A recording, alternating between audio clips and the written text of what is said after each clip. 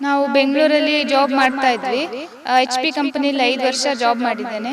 ಆಮೇಲೆ ಪೇಟೆ ಜೀವನ ಸಾಕು ಅಂತ ಅಲ್ಲಿ ಜಾಬ್ ರಿಸೈನ್ ಮಾಡಿ ಬೆಂಗಳೂರನ್ನು ಬಿಟ್ಟು ಇಲ್ಲಿ ಹಳ್ಳಿಗೆ ಬಂದು ಜೀವನ ನಡೆಸ್ತಾ ಇದ್ದೇವೆ. ಒಂದು ಗೋಶಾಲೆಯನ್ನು ನಡೆಸ್ತಾ ಇದ್ದೇವೆ. ನಾವು ಸುಮಾರು ಒಂದು 100 ಹಸುಗಳಿವೆ.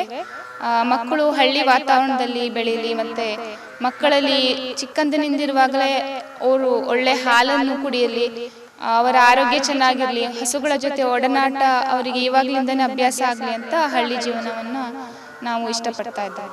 ನಾವು ಕಷ್ಟ ಅಂತ ತಿಳ್ಕೊಳ್ಳೋದಿಲ್ಲ, ಸೇವೆ ಅಂತ ಮಾಡ್ತಾ ಇದ್ದೇವೆ ಹಸುಗಳದ್ದು. ಆ ಕೆಲಸದಲ್ಲಿ ನಮಗೆ ಖುಷಿ ಇದೆ, ತೃಪ್ತಿ ಇದೆ.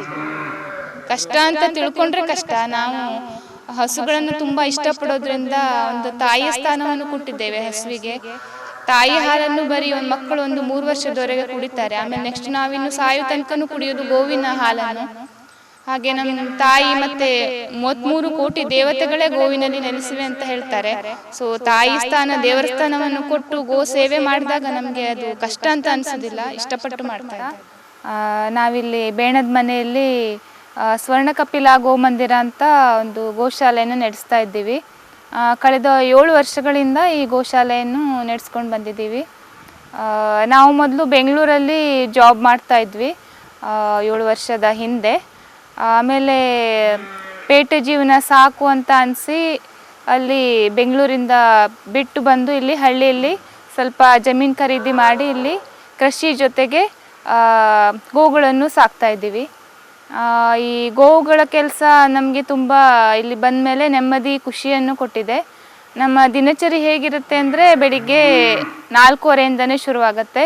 ಎದ್ದು ದನಗಳ ಸಗಣಿ ತೆಗೆಯೋದು, ಹಾಲು ಕರೆಯೋದು, ನೆಕ್ಸ್ಟು ಅವುಗಳಿಗೆ ಹುಲ್ಲೆಲ್ಲ ಹಾಕಿ ನೆಕ್ಸ್ಟ್ ಅವುಗಳನ್ನು ಮೇಯಲಿಕ್ಕೆ ಬಿಡ್ತಾರೆ. ಮೇಯಲಿಕ್ಕೆ ಬಿಟ್ಟಾದಮೇಲೆ ಕೊಟ್ಟಿಗೆನೆಲ್ಲ ಕ್ಲೀನ್ ಮಾಡೋ ಕೆಲಸ ಇರುತ್ತೆ. ಅದೆಲ್ಲ ಆದಮೇಲೆ ದನಗಳು ಮೇವೆಲ್ಲ ತಿಂದು ಮೆಂದ್ಕೊಂಡು ಮಧ್ಯಾಹ್ನ ವಾಪಸ್ ಬರ್ತವೆ. ದನಗಳನ್ನೆಲ್ಲ ಹೊಡ್ಕೊಂಡು ಬರ್ತಾರೆ. ನೆಕ್ಸ್ಟ್ ಅವುಗಳಿಗೆ ಮತ್ತೆ ಫೀಡಿಂಗ್ ಕೊಡ್ತೇವೆ. ಅದಾದಮೇಲೆ ಮತ್ತೆ ಪುನಃ ಸಂಜೆ ಅವುಗಳ ಹಾಲು ಕರೆದು ಮತ್ತೆ ಅವುಗಳಿಗೆ ಹುಲ್ಲೆಲ್ಲ ಹಾಕಿ ಇಷ್ಟು ಕೆಲಸ ಇರ್ತದೆ ದನಗಳ ಕೆಲಸ. ಅಂದರೆ ನಮಗೆ ಏನಂದರೆ ನಾವು ನಮ್ಮ ಯಜಮಾನರು ವಿನಾಯಕ್ ಭಟ್ ಅವರು ಮಾಡೋ ಎಲ್ಲ ಕೆಲಸಗಳಿಗೆ ಪ್ರೋತ್ಸಾಹವನ್ನು ಕೊಡ್ತೇನೆ. ಮನೆಯಲ್ಲಿ ಬರೋ ಎಲ್ಲ ಆಳುಗಳಿಗೆ ಊಟ ತಿಂಡಿ ಎಲ್ಲ ವ್ಯವಸ್ಥೆಯನ್ನು ಮಾಡಿಕೊಡ್ತೇವೆ. ಮತ್ತು ಮನೆ ಜವಾಬ್ದಾರಿ, ಮಕ್ಕಳ ಜವಾಬ್ದಾರಿ ಎಲ್ಲದನ್ನು ನಾನೇ ನೋಡ್ಕೊಳ್ತಾ ಇದ್ದೇನೆ. ಈ ಕೆಲಸ ತುಂಬ ಖುಷಿ ಕೊಡ್ತಾ ಇದೆ ನಮಗೆ. ಇಲ್ಲ, ಲಾಭ ಅಂತ ಏನಿಲ್ಲ. ನಾವು ದುಡ್ದಿದ್ದನ್ನಷ್ಟು ನಾವು ಗೋವುಗಳನ್ನು ಸಾಕಲಿಕ್ಕೆ ಅಂತ ಬಳಸ್ತಾ ಇದ್ದೇವೆ. ಲಾಭದ ದೃಷ್ಟಿಯಿಂದ ಮಾಡ್ತಾ ಇಲ್ಲ, ನಾವು ಗೋ ಸೇವೆ ಅಂತ ಮಾಡ್ತಾ ಇದ್ದೀವಿ. ಮುಂಚೆ ನಾನು ಸಾಫ್ಟ್ವೇರ್ ಇಂಜಿನಿಯರ್ ಆಗಿದ್ದೆ HP ಕಂಪನಿಯಲ್ಲಿ ಬೆಂಗಳೂರಲ್ಲಿ ವರ್ಕ್ ಮಾಡ್ತಾ ಇರುವಾಗ. 5 ವರ್ಷ ಕೆಲಸ ಮಾಡಿದ್ದೇನೆ. ಆರಾಮ್ ಡ್ಯೂಟಿ ಆಗಿತ್ತು, ಬಟ್ ಆ ಸಿಟಿ ಲೈಫು ಟೆನ್ಷನ್ ಅದೆಲ್ಲ ಬೇಡ ಅಂತ. ಮಕ್ಕಳು ಒಂದು ಹಳ್ಳಿ ವಾತಾವರಣದಲ್ಲಿ ಬೆಳೀಲಿ, ಅವು ಮಕ್ಕಳಿಗೆ ಚಿಕ್ಕಂದಿನಿಂದಾಗಲೇ ಒಳ್ಳೆ ಅಂದರೆ ಗೋವುಗಳೊಟ್ಟಿಗೆ ಒಡನಾಟ ಇರಲಿ ಅಂತ ಆ ಸಿಟಿ ಲೈಫ್ ಬೇಡ ಅಂತ ಇಲ್ಲಿ ಬಂದು ಇದು ಮಾಡ್ತೀವಿ. ಅಡಿಕೆ ಕೃಷಿ ಇದೆ. ಅಡಿಕೆ 2 ಎಕರೆ ಅಡಿಕೆ ತೋಟ ಇದೆ, ಕಾಳುಮೆಣಸು ಇದೆ. ಅದರಿಂದ ಬಂದಿರೋ ಎಲ್ಲ ಉತ್ಪನ್ನನೂ ಈ ಗೋವುಗಳಿಗೋಸ್ಕರನೇ ಹಾಕ್ತಾ ಇದ್ದೇವೆ.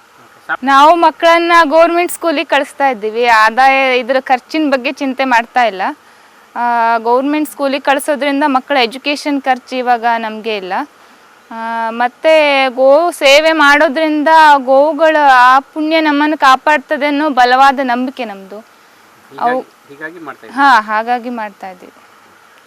ಈ ತಳಿ ನಶಿಸಿ ಹೋಗ್ತಾ ಇದೆ. ಮಲೆನಾಡು ಗಿಡ್ಡ ಅಂದರೆ ಪ್ಯೂರ್ ಬ್ರೀಡ್ ಸಿಗ್ತಾ ಇಲ್ಲ.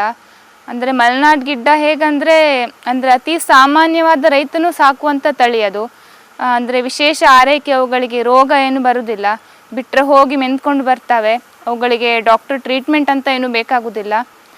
ಏನು ಬೆಟ್ಟ ಗುಡ್ಡದಲ್ಲಿ ಏನು ಬೆಳೆದಿರುತ್ತೋ ಅದನ್ನೆಲ್ಲ ತಿಂದ್ಕೊಂಡು ಬರ್ತವೆ. ಅದರ ಹಾಲು ತುಂಬ ಔಷಧಿ ಗುಣದಿಂದ ಹೊಂದಿರ್ತದೆ. ಹಾಗೆ ಪ್ರತಿಯೊಂದು ಬಡ ರೈತನೂ ಸಾಕಬಹುದಾದಂಥ ತಳಿ. ಆ ತಳಿಯನ್ನು ಅಭಿವೃದ್ಧಿ ಮಾಡಿ ನಾವು ರೈತರಿಗೆ ಸಹಾಯ ಮಾಡಬೇಕು ಅನ್ನೋ ಉದ್ದೇಶವನ್ನು ಹೊಂದಿದ್ದೇವೆ. ಇಲ್ಲಿ ಎಷ್ಟೋ ಜನ ಸುತ್ತಮುತ್ತ ರೈತರಿಗೆಲ್ಲ ಒಳ್ಳೆ ಹಾಲು ಕೊಡೋ ದನವನ್ನು ಕೊಟ್ಟಿದ್ದೇವೆ. ಅವರು ಸಾಕಿ ಹಾಲು ಡ್ರೈ ಆದಮೇಲೆ ನಮಗೆ ವಾಪಸ್ ತಂದು ಕೊಡ್ತಾರೆ. ಇಲ್ಲಿ ಮಕ್ಕಳಿಗೆ ಈಗ ಹಾಲು ಬೇಕಂತ ಬರ್ತಾರೆ. ಅವರಿಗೆ ನಾವು ಹಾಲನ್ನು ಕೊಡೋ ಬದಲಿಗೆ ಹಸುವನ್ನೇ ಕೊಡ್ತೇವೆ.